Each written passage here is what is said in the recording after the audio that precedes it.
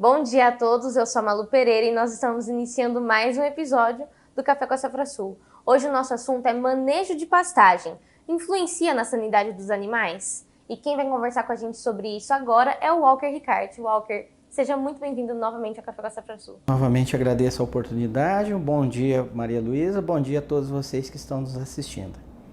Walker, eu queria que você começasse explicando então pra gente de uma forma resumida esse tema. Ou seja, que doenças ou pragas que podem prejudicar a sanidade dos rebanhos? Certo. É interessante, assim, é um tema que ele aborda uma questão que muitas vezes ela não é levada tão a sério, né? Assim, logicamente, qualidade de pastagem, sanidade dos animais, eles têm uma interação, eles têm uma relação. E dentro desse processo, explicando, como você mesmo diz, né, essa questão, resumindo, né, hoje nós temos as questões das verminoses que estão relacionadas à questão das pastagens. Nesse período nem tanto, mas daqui um pouco a gente começa a entrar no período das águas e isso vai ter uma intensidade. Nós temos a infestação por carrapatos que está vinculada à questão do manejo das pastagens e também temos doenças como as clostridioses, né, que está relacionada ao carbúnculo, que também tem a sua relação com o pasto de uma certa forma, Maria Luísa.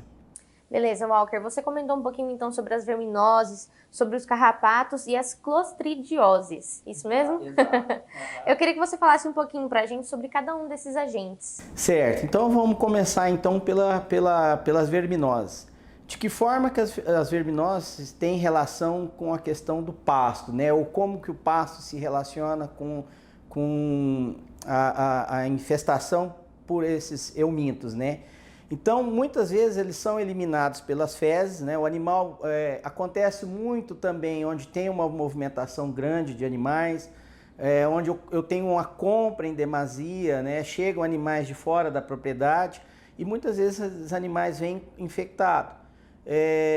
Eles defecam no solo, né, através das fezes. Então, essas fezes vão contaminadas com os ovos desses eumintos e ali por volta de 5 a 7 dias, né, após a eclosão desses ovos, nós temos as larvas, as L3, contaminando os animais. Então, ele vai fechando um ciclo. Nós vamos ver isso numa imagem posteriormente. E assim, lógico, como que as pastagens influenciam? Quando eu tenho condições ideais, por exemplo, umidade acima de 80%, com uma temperatura que varia entre 22 e 28 graus, e isso a gente está falando praticamente no período mais chuvoso do ano, altura de pastejo também, o horário do pastejo, a insolação, tudo isso influencia na taxa de infestação de larvas. Esse processo de infestação nós chamamos de translação, que é a contaminação propriamente dita. Então, assim, cria-se um microclima no extrato basal do dorsal forrageiro, né, dependendo da textura do solo e estrutura da planta, e com relação também ao hábito de crescimento dessas forrageiras.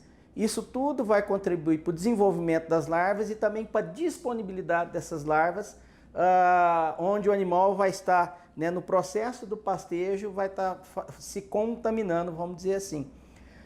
Também está muito vinculado a altas taxas de lotação em sistemas intensivos, incide em maior translação, ou seja, incide em maior contaminação. Então é importante que se adote medidas para gerar condições elas criem situações desfavoráveis a essas larvas, reduzindo a infestação. Quero deixar bem claro que assim, o procedimento sanitário de levar os animais ao curral, tá fazendo a aplicação desverminando esses animais com algum produto, seja ele alopático ou homeopático, não estamos discutindo aqui a questão do medicamento em si, mas é importante que se haja um calendário de manejo sanitário desses animais. Segundo ponto, nós vamos entrar na questão dos carrapatos, né? Então, também os carrapatos têm, o pasto de uma certa forma interfere na infestação de carrapato. Como? Através da altura de pastejo, da ovoposição. Você acredita, Maria Luísa, que uma fêmea, uma teleógena, que é a fêmea do carrapato, ela pode chegar a fazer até 4 posturas de ovos ao ano, e nessas posturas ela pode chegar até a ovoposição de até 4.000 ovos. Uau. Exato. E assim, tanto para a questão dos vermes, dos eumintos, como para os carrapatos, para cada 5%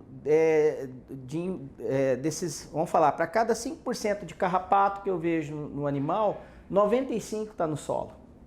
Então, tem muita relação da questão do solo, da questão do manejo da pastagem. A rotação de pastejo favorece vamos falar, uma menor contaminação, ou favorece também um controle tanto do carrapato como da verminose, porque o pasto vai estar ali no período de descanso, conforme a forrageira que você tem aí na sua propriedade, seja ela uma braquiária, ou um pânico, ou até mesmo um sínodon, né, ou outro gênero.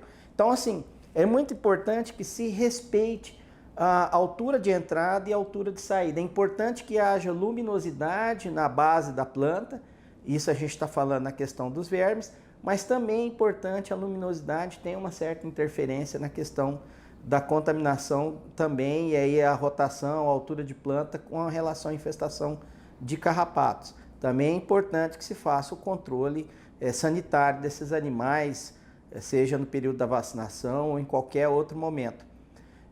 Haja visto também que tem trabalhos, Maria Luísa, da Universidade Federal do Rio de Janeiro, através do Dr. Alain Marciano e do Everton Camp, onde eles fizeram um trabalho interessante com a introdução do Metahirsum robertsii. Eu tive lendo essa matéria, achei muito interessante, que da mesma forma que há um controle das cigarrinhas das pastagens, que também de certa forma está relacionada com a sanidade aí do pasto, não do animal, mas a cigarrinha, isso a gente pode estar discutindo no próximo programa, mas a introdução desse fungo, viu-se que ele teve um controle sobre os carrapatos, eles infestaram, esse fungo infestou o carrapato, com o controle chegou até 64%, passou um pouquinho de 64%. Então isso é interessante, que nos abre novas ferramentas para o controle dessas pragas. Lógico, ele depende muito, o fungo depende muito de 2 fatores, umidade e calor. Então assim, ele tem um período também que ele é mais ativo, justamente no período das águas, né? Quando nós temos umidade, justamente umidade e calor. Então, e interessante que também tem um outro detalhe, que o fungo também mostrou-se positivo para o desenvolvimento das plantas, principalmente as decúmens. Então, assim, a gente está vendo, né, cada vez mais modernizando com novas ferramentas para o controle, Maria Luísa.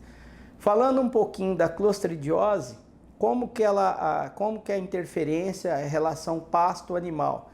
Quando eu não tenho um controle efetivo da coleta de carcaças de animais que morrem a pasto.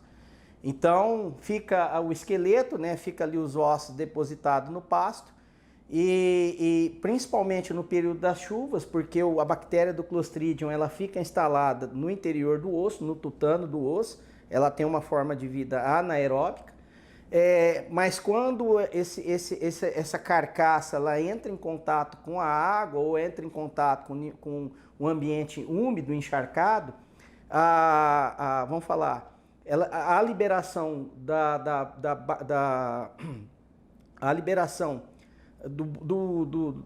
do agente que vai causar a contaminação, que é justamente o excremento da bactéria, que é o botulismo, né? que é ele que vai entrar via oral, né? O animal que muitas vezes também tem uma deficiência mineral muito grande, e ele vai fazer a osteopagia, né? Ele vai procurar, ele vai roer o osso, e ele está suscetível a entrar em contato com esse agente contaminante, com o botulismo, que vai prejudicar o sistema nervoso dele. Então, aí isso tão é importante que se haja também um controle do cuidado vamos falar, limpar as pastagens, manter os pastos adequados. Então a gente vê muito problema de botulismo animal que tem depravação, ou seja, fome depravada, porque ele está passando por algum tipo de restrição nutricional, seja por pastos mal manejados, ou seja por uma mineralização ineficiente, vamos dizer assim. E Walker, tem alguma forrageira que ela tem mais ou menos interferência na proliferação dessas verminoses? Maria Luísa, interessante que assim, a gente vê que plantas que têm um crescimento mais ereto, no caso dos pânicos, das braquiárias brisantas, ela tem uma arquitetura de planta mais aberta. Isso permite uma maior penetração dos raios solares e ventos, né? Então há uma aeração na base dessas forrageiras e isso afeta demais a umidade e o microclima que se instala ali. Então isso desfavorece, principalmente, vamos falar no caso das larvas dos eumídeos, das verminosas, né? Quando a gente tem plantas de crescimento mais prostado, né, no caso dos sínodos, das braquiárias decúmens, das umidícolas, elas fazem uma cobertura maior do solo, né? Isso de certa forma impede a penetração da luz solar na base dessas forrageiras e também impede a circulação de vento, ou seja, elas criam um microclima mais ideal para que essas larvas ou para que mesmo as ninfas se estabeleçam nesse ambiente. Não estou aqui, é o que eu falo. Então é importante que se conheça a forrageira que você tem, adequada ao ambiente que você está. Então é questão fertilidade de solo, precipitação pluviométrica, né? Então para qual modalidade ou categoria de animais que você vai adotar esse sistema de pasto ou essa cultura que você vai introduzir na sua propriedade, mas levando em consideração também essas questões que cada uma tem essas características que favorecem ou não a proliferação vamos falar, desses agentes que vão parasitar os animais, ou no caso das clostridioses, é importante que se haja um controle, né, do manejo desses pastos com qualidade, mineralização com qualidade, que você evita que os animais busquem outras fontes, que é o caso da osteofagia, né, é um perigo. E lógico, também tem um controle sanitário adequado, de vermifugação, do controle. O carrapato, na verdade, assim, a praga, ela sempre está se sobrepondo, Maria Luísa, o agente que está controlando. Então, no caso do carrapato, ele criou muita resistência aos produtos alopáticos que estão disponíveis aí. Então, sempre está se mudando molécula, mas o manejo dos animais é importante. Eu comecei a minha vida profissional, inclusive, trabalhando numa área diferente, que foi com homeopatia, e isso nos permitiu assim, ver que quando você faz um manejo adequado, do controle mais sistematizado e racionalizado, como que eu quero dizer? Às vezes você tem um lote de animais que apenas 5, 10% estão com uma infestação de fato que está causando prejuízo, que está afetando os animais. Mas o que a gente faz? Leva todo o rebanho, 100% do rebanho, e faz a pulverização, ou seja, faz a aplicação do medicamento. Então, em circunstâncias, para alguns eu estou controlando, para outros eu estou gerando mais resistência. Então, assim, também é importante que se haja o uso racional dos produtos que estão aí disponíveis no mercado, associado com a questão do manejo das pastagens também. Tudo está interligado. Isso aí, eu queria te agradecer por trazer esse tema, porque aqui no Café com a Safrasul a gente não visa apenas falar sobre pastagem, a gente quer uma sustentabilidade da atividade da pecuária, né? Então a gente visa essa importância da nutrição animal também, e eu queria te agradecer mesmo por trazer esse tema aqui pra gente. Obrigado, Maria Elisa. Para nós é um prazer poder estar compartilhando um pouquinho daquilo que a gente sabe. Novamente, sempre digo, a gente está aqui à disposição para estar tirando mais dúvidas a respeito desse tema. Eu quero saber certinho com relação à entrada, né, a altura de pastejo.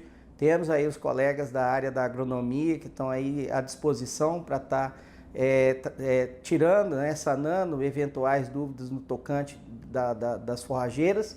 A gente está aqui mais focado em nutrição, sanidade. Mas é um prazer estar compartilhando e trazendo um pouco mais, assim, a gente está trocando ideias, conhecimento, também fico à disposição Caso tenha alguma sugestão ou colocação para fazer, por favor, a gente fica à vontade também para receber. E como o Walker mesmo mencionou, a gente está aqui à disposição para atender vocês, então eu vou deixar aí embaixo no vídeo os nossos telefones e o nosso site para vocês entrarem em contato, tirarem suas dúvidas e conhecer um pouquinho mais das nossas cultivares aqui que tem no nosso portfólio. Não se esqueçam de curtir e compartilhar esse vídeo com quem tiver interesse. E eu vejo você novamente quarta-feira que vem, 9 horas do horário de Brasília, trazendo a melhor qualidade e também o melhor conteúdo. Bom dia e boa semana a todos. Bom dia.